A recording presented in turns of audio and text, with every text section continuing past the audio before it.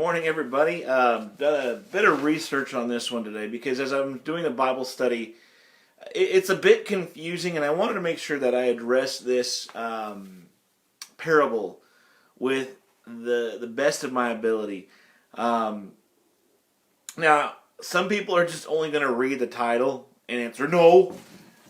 And, that's kind of what we do is even I catch myself doing it. We'll scroll through, we'll see a title of a video or a title of an article, and we'll assume everything about the title or the article or the video or the whatever we're reading based upon the title. And it's done kind of with a reason. We hope that you're going to listen and hope that you're going to form an opinion for yourself about what's being said. So let's go ahead and dive right into this. Now, before we read the parable, know the context of this. When you are reading the Bible, the context is important. Because Satan is always up to the oldest trick he has. Did God really say that? And oftentimes what we do is we'll cherry pick scriptures and we'll twist them and make them apply to us when it really doesn't. We need to understand that when reading the Bible, the context of the story counts. And so where does this story, this parable that Jesus is telling, come from? It comes from Jesus addressing his disciples and a group of Pharisees about why he hangs out and has all this time with tax collectors and sinners of all kinds. And so keep in mind that this is on the back of that prodigal son after the father had just got done pleading with the second son to come in. So, chapter 16 verse 1 says, "He also said to the disciples, there was a rich man who had received an accusation that his steward or manager was squandering his possessions. So he called the manager in and asked, 'What is this I hear about you? Give an account of your management, because you can no longer be my steward.' When the manager said to himself, 'What should I do, since my master is taking the management away from me? I'm not strong enough to dig. I'm too ashamed to beg. I know what I'll do, so that when I'm removed from management, people will welcome me into their homes.' So he summoned each of his master's debtors. 'How much do you owe my master?' he asked the first one. 100 measures of olive oil.' He said, 'Take your invoice,' he told him. 'Sit down quickly and write 50. Next he asked another, 'How much do you owe?' 100 measures of wheat. He said, 'Take your invoice,' he told him, 'and write 80. The master praised the unrighteous manager because he had acted shrewdly. For the sons of this age are more astute than the sons of light in dealing with their own people. And I tell you, make friends for yourself by means of unrighteous money, so that when it fails, they may welcome you into eternal dwellings.'" We're going to pause there for just a minute. Okay, let's kind of break that story down. A guy was mismanaging his master's property, and that was his whole job. So the master fired him. And so what did he do? He set himself up with his master's debtors so that people would owe him a debt, and he set up for himself some sort of assurance that when he got fired, he wouldn't have to dig or beg. The master actually congratulated his dealings. Now, on its face, this is something that really we're not quite familiar with unless we've dealt with dishonest managers. The master himself was also dishonest. In most of Jesus' parables, whenever you hear a master, it's usually speaking of God himself or Jesus.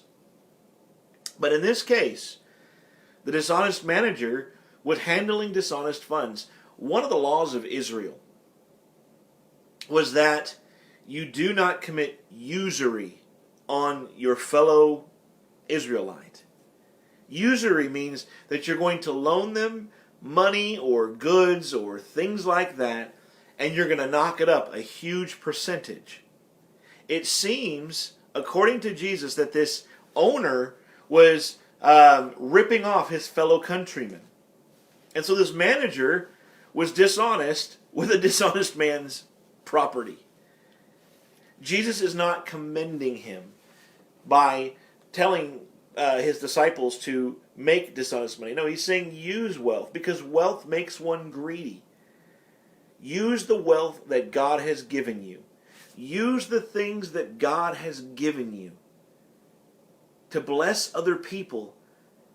Not so that they're going to welcome you into their circles, but so that when you get to heaven, those people will be there with you. The things that God blesses you with in this world are not for you to depend on.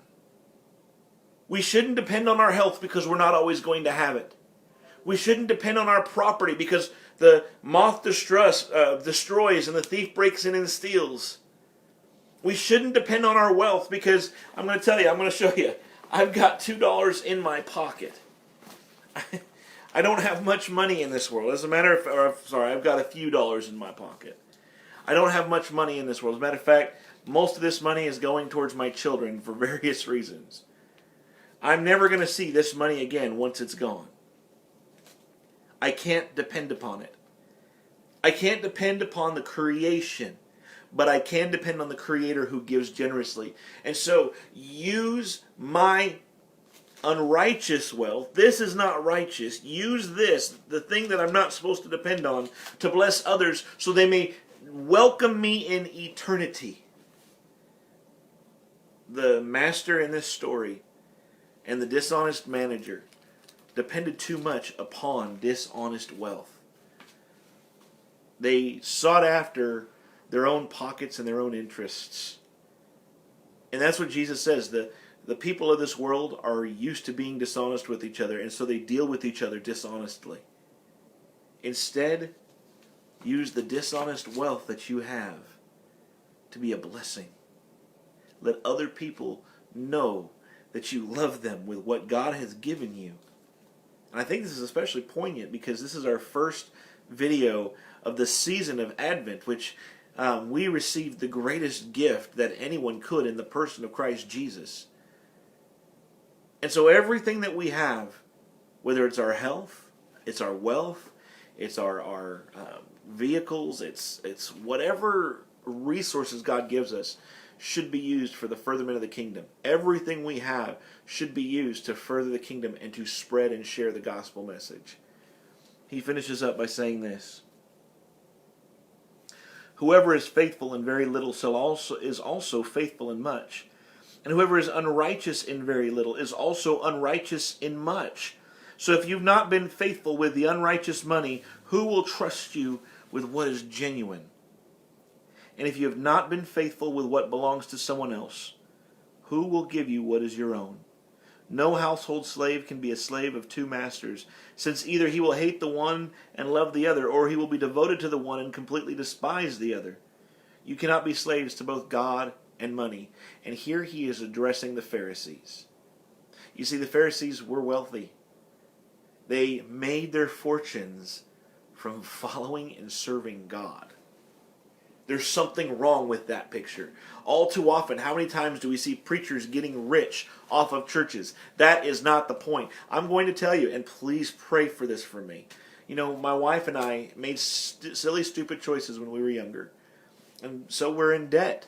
And we also had to, sometimes because of those choices and because of the debts we have to pay, we've had to incur more debt because it was a case of either feeding the family or being charged with more debt. And so pray for that for us. But what I'm trying to say here is, in all that, we still use what God has given us to try and bless others. What little we have, we share with others. We use all of our time, treasures, and talents to seek out the will of God. And it's not much, but what we do have, we share, we distribute. We're slowly but surely paying down the debts that we have. And someday, God willing, we'll be free of those things. But when it comes down to it, you can't serve God and you can't serve yourself. You can't serve God and you can't serve your wealth. You have to choose to love and serve God only. Next week, we're going to get into verse 14, but I'm going to read verse 14 really quick. The Pharisees, who were lovers of money, were listening to all these things and scoffing at him. There are people who are listening to this right now, who are looking at what they have, who are looking at their wealth or whatever else they have, And they're going to scoff at this message because this isn't a message we like to hear. Anytime someone brings up money at church, for the most part, I think most preachers don't do it in a way that is begging or self-serving. If more money is given at the church, I don't see an extra cent of it. But most people who scoff at messages like this, it's because they love their wealth. They love the things that they have. And really, honestly, they've chosen who they serve. They serve the buck. And in the end, we are all going to the same place. And so if we've been dishonest with very little, we're going to be proven to be dishonest with much. But if we are honest with what we have, if we have been given little and we're responsible with that, then God is going to bless us with that. So I'm going to take these few dollars that I have, and some of this is earmarked for my children. I'm going to get that to them. But I'm going to take this few dollars I have, and I'm going to try and be a blessing. Me, I want to feed myself, and I want to get a treat or something. But I'm going to be a blessing with what little I have, so that God will receive the glory, and that, God willing, the people that I bless are going to be greeting me in the eternal places.